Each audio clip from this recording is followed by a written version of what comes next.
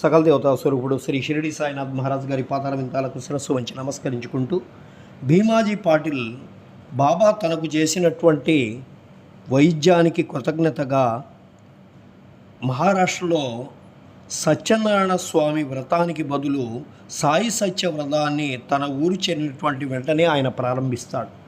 ఇప్పటికీ భీమాజీ పాటిల్ అడుగుజాడల్లో చాలామంది సాయి సత్య వ్రతాన్ని ఈరోజు కూడా జరుపుకుంటున్నారు.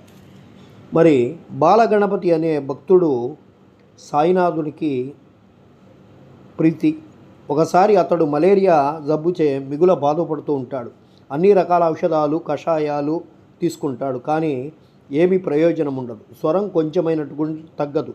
షిరిడీకి వెళ్తాడు. బాబా పాదాలపై పడతాడు. బాబా వాన్ని లక్ష్మీ మందిరం ముందున్నటువంటి నల్ల కుక్కకు పెరుగన్నం కలిపి పెట్టమని చెప్పి బాబా సలహా ఇస్తారు. ఆ వింత రోగ నివారణ ఉపాయం ఎట్లు నెరవేర్చునో బాలాకు తెలియకుండాను. ఇంటికి పోగానే అక్కడ అన్నము పెరుగు సిద్ధంగా ఉండను.